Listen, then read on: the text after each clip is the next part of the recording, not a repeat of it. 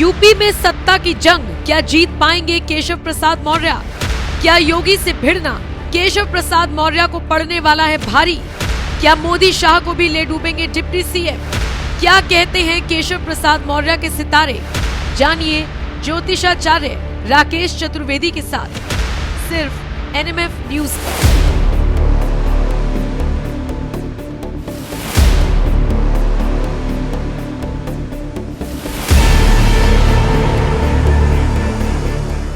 नमस्कार, मैं हूं आपके साथ सपना दानू। स्वागत है आपका हमारे चैनल एनएमएफ न्यूज पर। आखिर यूपी की राजनीति में क्या चल रहा है? क्यों योगी आदित्यनाथ से ज्यादा चर्चे केशव प्रसाद मौर्य के हो रहे हैं? इस वक्त यूपी की सियासत खूब चर्चाओं में है। हर तरफ यूपी की राजनीति पर बात हो रही है, तरह तरह के कयास लगाए जा रहे हैं और इन कयासों के बीच सबकी निगाहें अटकी हुई है केशव प्रसाद मौर्य पर। अब उनका अगला कदम क्या होगा, क्योंकि वो लखनऊ से दिल्ली, दिल्ली से लखनऊ की दौड़ लगा रहे हैं और ऐसे में खबर ये भी आ रही है कि बीजेपी केशव प्रसाद मौर्य को लेकर बड़ा दांव खेल सकती है। यानी कि यूपी की कुर्सी से, सीएम पद से योगी आदित्यनाथ को हटाकर जो है केशव प्रसाद मौर्य को वो जिम्मेदारी दे सकती है। साथ ही ये भी खबर आ रही है कि केशव प्रसाद मौर्य को बीजेपी उत्तर प्रदेश का बीजेपी अध्यक्ष बना सकती है। ऐसे में आज हमारे साथ मौजूद हैं जाने माने ज्योतिषाचार्य राकेश चतुर्वेदी जी। बहुत बहुत स्वागत है सर आपका हमारे चैनल में। नमस्कार सपना जी, नमस्कार दर्शकों, सादर वंदन आप सभी को। हर हर महादेव। सबसे पहले तो इसी मुद्दे पर बात करना चाहूंगी जो केशव प्रसाद मौर्य ने इस वक्त कहा है, जिसकी खूब ज्यादा चर्चा भी हो रही है कि सरकार से बड़ा संगठन है। क्या वाकई ऐसा है? और इस चीज में जो है आपको क्या लगता है, किस उद्देश्य से वो ये बोले हैं? देखिए, सबसे पहले तो उद्देश्य बता के चलूंगा और पिछले कुछ चीजों से लिंक कर दूं। इसका वीडियो भी आपको मिलेगा, आपके ही दूसरे चैनल पर हमने बोला हुआ है। 2022 के इलेक्शन की बात है सपना जी। मैंने बहुत प्रयास किया केशव प्रसाद मौर्य की वास्तविक डिटेल मिल जाए, लेकिन नहीं मिल पाई। तो सामुद्रिक विज्ञान और उनके चेहरे से जितना हमने अध्ययन किया, इस पर बहुत विशेष अध्ययन मैंने किया है। मैं आपको बता दूं, बहुत पहले से इस विषय पर, इनके चेहरे पर मैं अध्ययन कर रहा हूं, क्योंकि कुछ विषयों को लेकर बड़ा कन्फ्लिक्ट है ज्योतिष में और पॉलिटिकल विषयों को लेकर खास करके मैं यूपी के चेहरों को बहुत हद तक पढ़ने का प्रयास करता हूं। पहली चीज चर्चा करूंगा, जो आपने पूछा इनका उद्देश्य क्या, जो सबसे अंतिम में आपने बोला जी। उद्देश्य यही है सपना जी कि जिस समय भाजपा का एक छोटे से छोटा कार्यकर्ता यह दंभ भर रहा था कि मोदी का चेहरा है और मोदी के चेहरे पर इस समय किसी को भी खड़ा कर दिया जाए तो वह जीत जाएगा। मैं आपको अंदरूनी बातें बता रहा हूं, क्योंकि कुछ राजनेताओं की कुंडली देखने का सौभाग्य मिला था मुझे लखनऊ में। बहुत लंबे समय तक इनको एहसास था कि 2022 इलेक्शन इनको नहीं लड़ना है, आम चुनाव। इनको लगा था कि एमएलसी बनकर के सीधा और गद्दी पर बैठ जाएंगे, और वह अभिमान इनके चेहरे से झलक रहा था। लेकिन आप ही के चैनल पर हमने बोला एक दूसरे मंच से कि ये लड़ेंगे भी और इनको पिछड़ों का इस बार एहसास होगा कि वास्तविक पिछड़ा नेता कौन है, पिछड़ों का नेता कौन है। तो सोचिए कि उस समय जिन चेहरों को कोई जानता नहीं था, वह भी जीत करके विधायक और मंत्री बन गए भाजपा के चिन्ह पर, यानी कमल निशान पर। उस समय यह हार जाते हैं और एक बड़े अंतराल से हारते हैं, जबकि जगह जगह मोदी ही मोदी छाए हुए थे। सोचिए कि उस पराजय के बाद भी इनको लड़ करके जिस संगठन ने उप मुख्यमंत्री बना दिया, तो ये क्या सरकार की वाहवाही करेंगे? दूसरी चीज, अब मैं क्यों आगे बोल रहा हूं और इस पर भविष्यवाणी क्यों कर रहा हूं, इनके चेहरे से गुरु केतु का प्रभाव मुझे साफ मिलता है। यानी कि बहुत जल्दी इनको अपने पद पर, अपनी पावर पर अभिमान हो जाता है।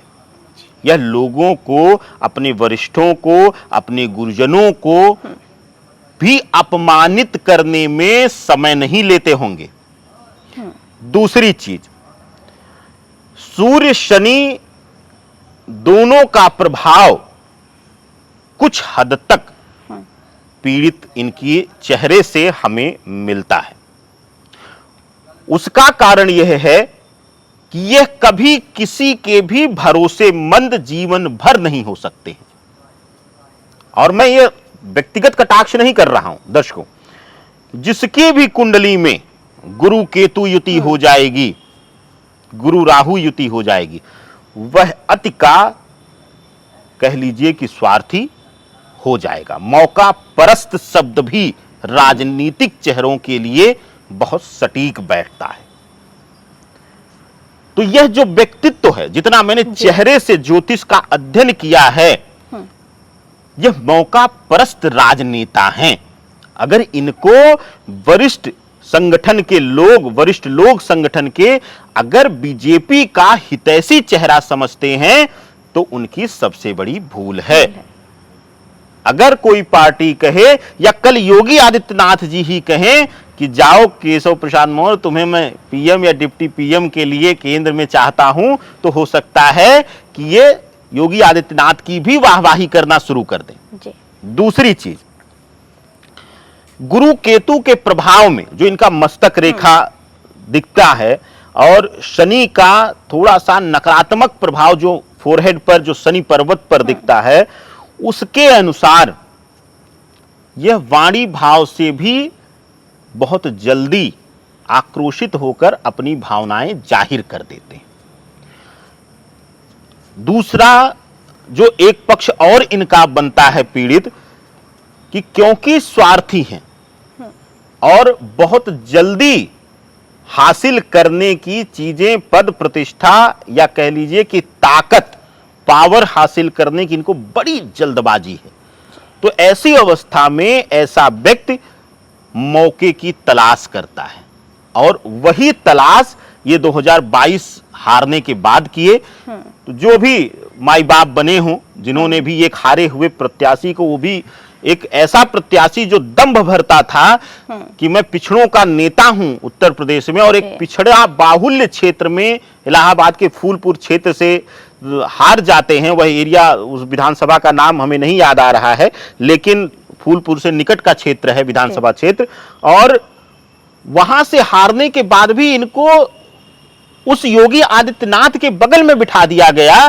कि जो मुझे लगता है कुंडली के अनुसार कि वह गोरखनाथ ही नहीं, गोरखपुर ही नहीं, वह उत्तर प्रदेश के किसी सीट से भी लड़ जाएंगे तो शायद पराजय उनको ना मिले। और उन्होंने साबित भी किया है अपने आप को गोरखपुर में, जहां पर हर जाति बाहुल्य क्षेत्र है, और वहां से भी वह लगातार विजयी होकर के, चाहे मठ की ताकत कहिए, चाहे मठ का आशीर्वाद कहिए, सोचिए कि एक लगातार जीतता हुआ प्रत्याशी और एक हारने के बावजूद भी अगर बराबर पद की गरिमा दे दी जाए तो ऐसा व्यक्ति अभिमानी हो जाएगा। और अभिमान इनके वक्तव्यों से साफ साफ दिखता है सपना जी।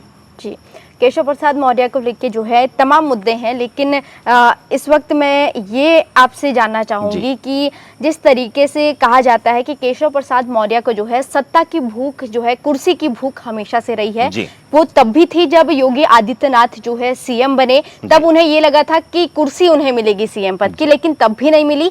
और अब इस बार भी वो पीछे पड़े हुए हैं कि योगी आदित्यनाथ को हटाकर जो है उन्हें सीएम बनाया जाए, और उसके पीछे जो बड़े बड़े नेता हैं बीजेपी के वो लगे हुए हैं। क्या आपको लगता है कि इस बार क्या वो सफल हो पाएंगे या फिर नहीं?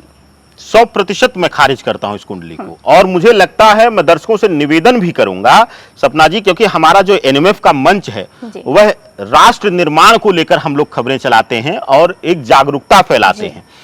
ऐसी अवस्था में जितना मेरे अंदर ज्योतिष का ज्ञान, मैं नहीं कहता कि मैं परम ब्रह्म हूं, मैं जो बोलूंगा सत्य है, लेकिन जितना मेरी विद्या है, जितना उस विद्या का ज्ञान है, मैं प्रयास करूंगा 99% मेरी वाणी से सत्यता ही निकले। मां बगलामुखी कभी भी झूठ ना बुलवाए।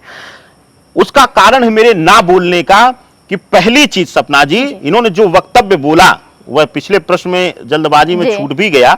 इन्होंने कहा संगठन सरकार से भी बड़ा है।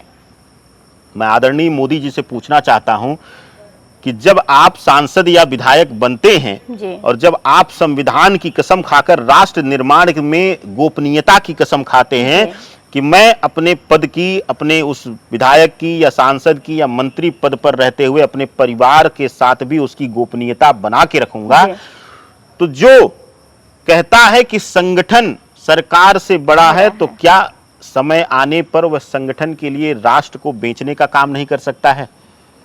क्या वह राष्ट्र के उन खुफिया जानकारियों को बेचने का काम नहीं करेगा? यह क्या अमित शाह जी या आदरणीय नरेंद्र मोदी जी क्यों नहीं इस पर वक्तव्य दिए?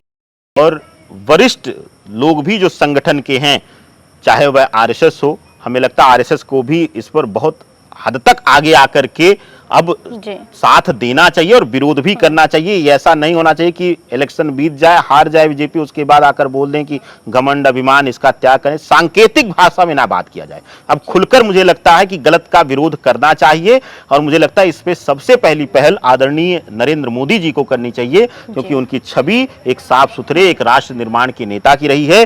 तो जो केशव प्रसाद मौर्य की कुंडली है, कुंडली मैं गलत कहूं क्योंकि कुंडली मेरे पास नहीं, तो जो मस्तक रेखा का जो हमने अध्ययन किया है सामुद्रिक विज्ञान के अनुसार, जो उनकी ग्रहीय चीजें हमने पकड़ी हैं, गुरु केतु का प्रभाव हो, चाहे शनि की डिग्रियों का हो या राहु का प्रभाव हो, ऐसी स्थितियों में यह इंसान मौका परस्त है। ऐसे इंसान को सर्वोच्च पद के करीब भी नहीं जाने देना चाहिए। बैठाना तो दूर की बात है सपना जी। और ग्रहीय दृष्टिकोण से दावा करता हूं कि अगर ऐसा व्यक्ति सम्मानित पद पर बैठ जाए तो उसकी गरिमा को भी बेच खाएगा।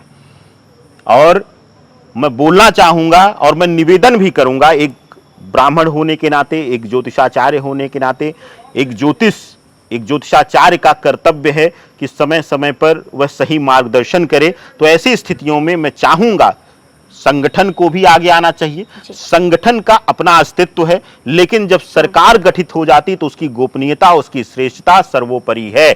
कई जगहों पर सरकार के मंत्रियों को संगठन के विरोध भी जाकर के काम करना पड़ता और करना भी चाहिए, क्योंकि वह किसी संगठन के मंत्री या प्रधानमंत्री या मुख्यमंत्री नहीं है, वह राष्ट्र के या एक राज्य के हैं। तो ऐसी अवस्था में मुझे लगता है कि जो खलबली मची हुई है, कुछ लोग कह रहे हैं कि अध्यक्ष बना देना चाहिए, कुछ लोग कहते हैं राष्ट्रीय अध्यक्ष बना देना चाहिए, कुछ लोग कहते हैं यूपी का अध्यक्ष बना देना चाहिए।